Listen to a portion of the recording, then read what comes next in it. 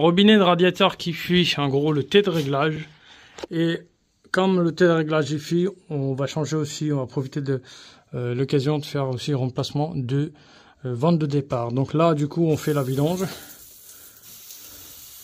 Ici et ici et ici. Voilà. Donc là du coup les deux parties sont en train de se vidanger. Là c'est en train de gicler énormément. Donc nous on va monter à l'étage. On va faire une prise d'air dans les radiateurs pour que ça puisse faire une vidange complète.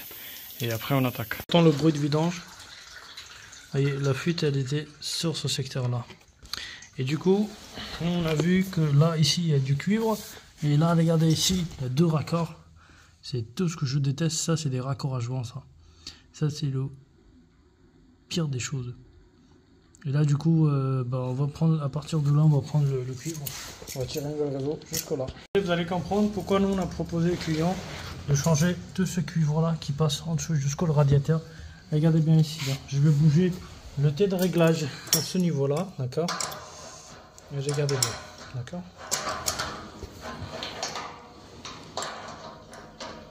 C'est des raccords à joint qu'ils ont mis. Vous voyez, c'est pas pour rien qu'on a demandé de remplacer tout ce morceau là. Ici on met la filasse et colmat, d'accord. Une fois que c'est fait, après on va mettre un raccord 3 pièces. 3 pièces, à quoi ça ressemble? Regardez. Un côté c'est à souder avec un écrou libre, d'accord. Et cet écrou là, il a une partie de pièce à l'intérieur qui est conique, d'accord. Il vient se buter contre cette partie là. Et ça, cette partie là, elle va être vissée directement sur la filasse et colmat, d'accord. Voilà, là il n'y a plus qu'à serrer avec la clé à molette. Comme ça moi je prépare ma pièce avec la soudure à ce niveau là. Et il n'y a pas de joint, il n'y a rien à faire. Il y a juste à mettre un tout petit peu colmat par sécurité pour que ça dure la vie. Enfin, ça dure, je peux dire, un peu plus que prévu sa vie. Et après, ça nous permet de ne pas souder sur place. En fait, c'est une pièce qui permet de souder à part. Et vous venez, vous avez juste à mettre la pièce sur place. Une fois le robinet installé complètement, on serre à ce niveau-là. Il n'y a plus qu'à installer la tête thermostatique. Il faut ouvrir complètement au fond la tête thermostatique. Une fois qu'il est ouvert, vous voyez, là, il faut la pousser légèrement.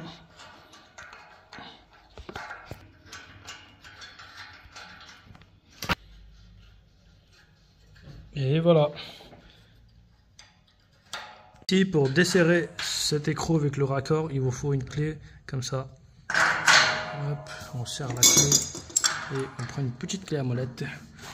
On fait très bien attention à notre doigt parce que souvent, quand ça se lâche, et ça tape directement contre le mur ou contre un objet ou un outil posé à proximité. Voilà. Et bien sûr, là on va venir faire le colmat de filasse sur la nouvelle raccord.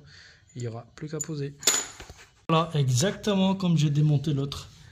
J'ai fait de même façon pour monter la nouvelle raccord. À quoi ça ressemble? Un coude en laiton, un côté fileté, un côté à souder. Et du coup j'ai mis un T de réglage là-dessus. Là j'ai plus qu'à fermer la tête. Par contre, je vous fais voir à peu près. Là j'ai mis la colmat à l'intérieur. Donc un petit centrage 45, 45, même pas 45 énormément. Et là du coup, là je suis venu mettre les raccords, 3 pièces, sans joint ni filasse, rien du tout. Du bas c'est des raccords coniques, mais moi j'ai mis quand même par sécurité le colmat pour que je sois rassuré par rapport à mon installation. Et là du coup, je vais en mettre un côté ici, la pièce, voilà, et regardez. L'autre côté, ça vient s'installer directement. Voilà. On serre vite fait un petit peu à la main. Et là, l'autre côté, pareil. Faites vraiment attention de ne pas trop charger la baguette à souder parce que sinon, l'écrou il risque de ne pas s'installer à sa place. Et là vous risquez de créer des fuites. Il n'y a plus qu'à serrer maintenant. L'heure de mise en eau. On ferme les purgeurs tranquillement parce que là il n'y a plus de... Il n'y a même pas un goutte d'eau. Regardez, celui-là il bouge carrément.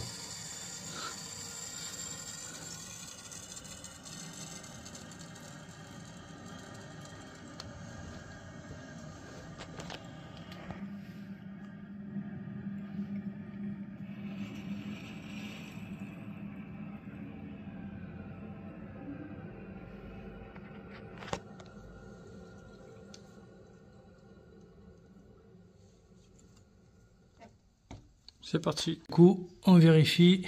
Nickel.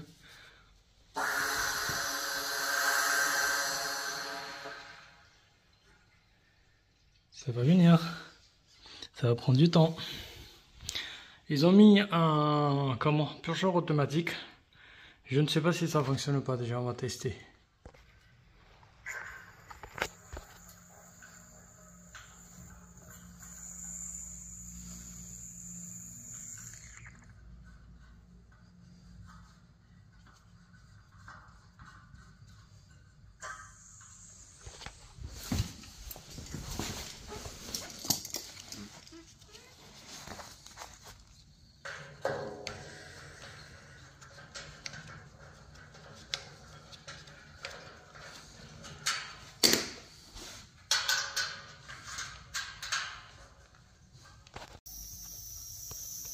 Là du coup j'entends de l'eau couler, enfin j'entends de l'eau en train de se remplir.